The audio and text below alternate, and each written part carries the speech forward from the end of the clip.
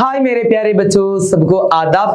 8ാം ക്ലാസ്സിൽ ഉറുദു പഠിക്കുന്ന എല്ലാ കൂട്ടുകാർക്കും എജ്പോർട്ടിന്റെ ഉറുദു ക്ലാസ്സിലേക്ക് ഹൃദയം നിറഞ്ഞ സ്വാഗതം. മക്കളെ, നമുക്ക് ഈ വരുന്ന ഓണം എക്സാമിന് നമ്മോട് ചോദിക്കാൻ സാധ്യതയുള്ള ഒരു ചോദ്യമാണ് ഒരു പാരഗ്രാഫ് നൽകിയിട്ട് അതിൽ നിന്നും ചോദ്യങ്ങൾ തയ്യാറാക്കാൻ വരുന്നത്.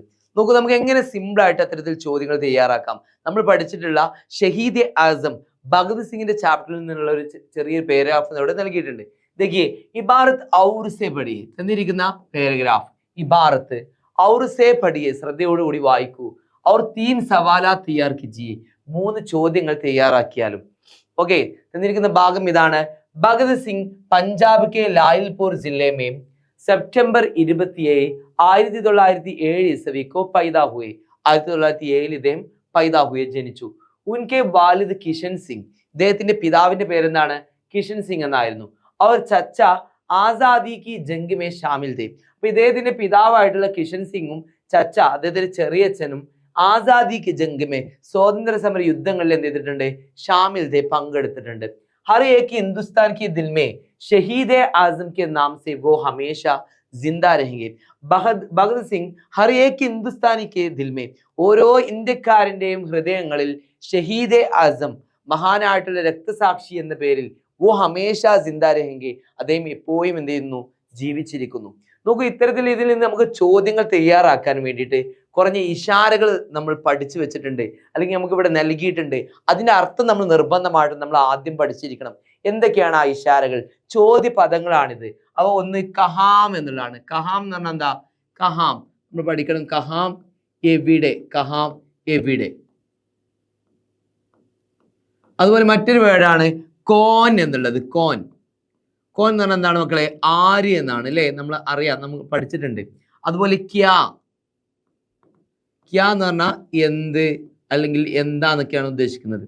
അതുപോലെ കോൻ, കോൻ നമ്മൾ പറഞ്ഞു ആര് എന്നാണ്. കോൻ നമ്മൾ പറഞ്ഞു. ഓക്കെ, അടുത്തത് എന്താണ്?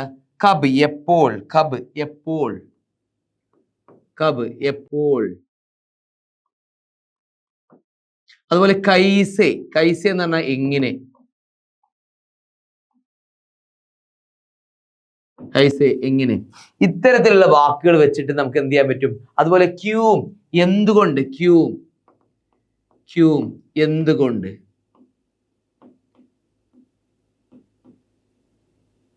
ക്യൂം എന്തുകൊണ്ട്. ഇത്തരത്തിലുള്ള വാക്കുകൾ നിർബന്ധമായിട്ട് നമ്മൾ പഠിച്ചു വെച്ചിരിക്കുക. അതിന്റെ അർത്ഥം കാര്യങ്ങളൊക്കെ നമ്മൾ അറിഞ്ഞിരിക്കുക. കഹാം എന്ന് പറഞ്ഞാൽ എവിടെ, കോൻ എന്ന് പറഞ്ഞാൽ ആര്, ക്യാ എന്ന് പറഞ്ഞാൽ എന്ത്, കബ് എന്ന് എപ്പോൾ, കൈസെ എങ്ങനെ, ക്യൂം എന്തുകൊണ്ട്. ഈ വാക്കുകൾ നമ്മുടെ കയ്യിലുണ്ടെങ്കിൽ തന്നിരിക്കുന്ന പാരഗ്രാഫിൽ നിന്നും സിമ്പിൾ ആയിട്ട് നമുക്ക് ചോദ്യങ്ങൾ തയ്യാറാക്കാം. ഒന്നും കൂടി നമ്മളത് വായിക്കുന്നു.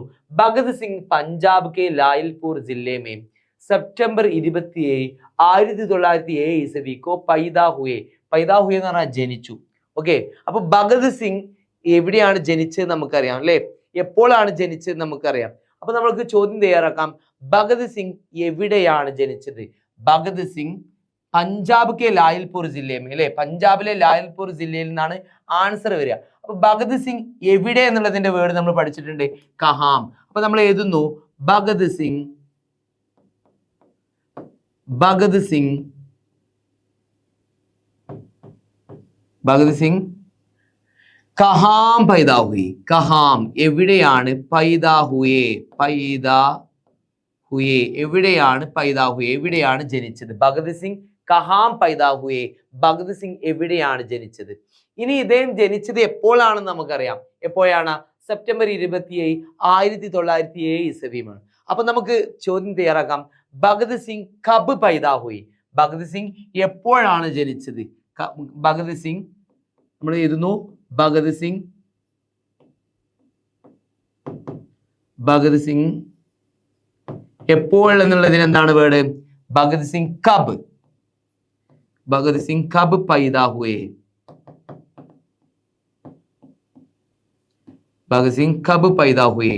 എപ്പോഴാണ് ഭഗത് സിംഗ് ജനിച്ചത്? ഭഗത് സിംഗ് കബ് പൈദാ ഹുയേ. അതുപോലെ ഉൻകെ വാലിദ് കാ നാം കിഷൻ സിംഗ് എന്ന് പറയുന്നുണ്ട്. ഉൻകെ വാലിദ് കാ നാം, ഇദ്ദേഹത്തിന്റെ പിതാവിന്റെ പേരെന്താണ്? കിഷൻ സിംഗ്. അപ്പൊ നമുക്ക് ചോദ്യം ചോദിക്കാം. ഭഗത് സിംഗ് കാ, ഭഗത് സിംഗ് കാ